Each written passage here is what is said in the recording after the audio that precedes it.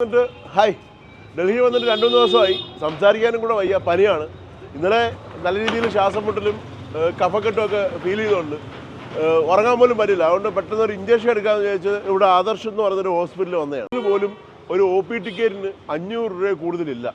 ഇവിടെ O P ticket 600 രൂപ. അത് പോട്ടെന്ന് വെക്കാം. ഇഞ്ചക്ഷൻ എടുക്കാൻ പറ്റുമോ എന്ന് ചോദിച്ചപ്പോൾ പറഞ്ഞു ടെമ്പറേച്ചർ 96 ഉള്ളൂ, 100 ഉണ്ടെങ്കിൽ അവരവിടെ ഇഞ്ചക്ഷൻ എടുക്കുമെന്ന് പറഞ്ഞു.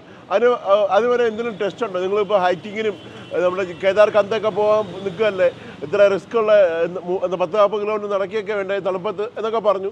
അവർ പറഞ്ഞു ടെസ്റ്റ് വൈറൽ ഫീവർ വല്ലതും ഉണ്ടോ എന്ന് ടെസ്റ്റ് ചെയ്യാമെന്ന് പറഞ്ഞു. വേറെ ടെസ്റ്റിൻ്റെ കാര്യം നമ്മുടെ പറഞ്ഞില്ല. വൈറൽ ഫീവർ ടെസ്റ്റ് ചെയ്യണം, ബ്ലഡ് ഒന്ന് കൊടുക്കാൻ പറഞ്ഞു. പക്ഷേ ബില്ലിംഗ് സെക്ഷനിലോട്ട് പോയപ്പം അവിടെ ഇല്ലാത്ത ടെസ്റ്റുകളില്ല. എഴുതി വെച്ചില്ലേ അവിടെ കണ്ടോളൂ. ഇത് ബ്ലഡ് ടെസ്റ്റിൻ്റെ ആണ്. ഇത് CRP ടെസ്റ്റാണ്.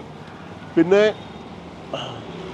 ഇത് അമ്മയുടെ ടാബ്ലറ്റിൻ്റെ കാര്യം പറഞ്ഞപ്പോഴാണ് ഇതിനകത്ത് ഇന്നലെ 3200 നമ്മൾ ബില്ല് പേ ചെയ്തു. പക്ഷേ ഒരു ടാബ്ലറ്റോ ഒരു സിറപ്പോ ഒന്നും തന്നില്ല. പറഞ്ഞ് പൈസ മേടിച്ചു പൊയ്ക്കോളാൻ പറഞ്ഞ് രാവിലെ വന്ന് റിസൾട്ട് പഠിക്കാൻ പറഞ്ഞു. ഈ കാരണമായിട്ട് പറഞ്ഞാൽ മെഡിക്കൽ സ്റ്റോർ അടച്ച് താങ്കളോട്ട് ആരോ പോയെന്നാണ് പറഞ്ഞത്. എന്ത് വൃത്തിയുടെ പരിപാടിയാണെന്നറിയോ? ഏകദേശം 100, 300, 500 കൂടുതൽ ആവത്തില്ല ഒരു ഇഞ്ചക്ഷനും കുറച്ച് ടാബ്ലറ്റും കാര്യത്തിനൊക്കെ. എന്തായാലും ഒരു കാര്യം ഉണ്ടായി, എൻ്റെ കിഡ്നിക്കോ ലിവറിനോ ഒരു തേങ്ങയ്ക്കോ ഒരു പ്രശ്നമില്ലെന്ന് എനിക്ക് മനസ്സിലായി. ലിവർ ഫങ്ഷൻ ടെസ്റ്റ്, KFT ഇതെല്ലാം പക്കാ നോർമൽ. ഒരു പനിയായിട്ട് ഡൽഹിയിലെ ഒരു ഹോസ്പിറ്റലിൽ ചെന്നപ്പോൾ 3200 രൂപയാണ് ആയത്. ഇതുപോലെ ട്രാവലേഴ്സിനെയും ഡൽഹി വിസിറ്റ് ചെയ്യുന്നവരെയും ചീറ്റ് ചെയ്യുക. ഇതപ്പോൾ നമുക്കറിയാമല്ലോ, ഇവിടെ പൊല്യൂഷൻ്റെ കാര്യങ്ങളെല്ലാവരും അറിയാം. ഇവിടെ വരുമ്പോൾ ഉറപ്പായിട്ടും പനി ഉണ്ടായില്ലെങ്കിലേ അത്ഭുതമുള്ളൂ. എന്തായാലും പനി ഉണ്ടായ സ്ഥിതിക്ക് നമ്മളിതുപോലെ അടുത്തുള്ള ഹോസ്പിറ്റലൊക്കെ എന്തായാലും റിപ്പോർട്ട് ചെയ്യും, ഇന്ന് പോകും. എന്നാലും പനി വന്ന സ്ഥിതിക്ക് അടുത്തുള്ള ഹോസ്പിറ്റലൊക്കെ നമ്മൾ പോകും. നമുക്ക് ഒരുപാട് യാത്ര ചെയ്യാനുണ്ട്, തണുപ്പത്ത് കുറേ നാൾ നിൽക്കാനുള്ളതാണ്.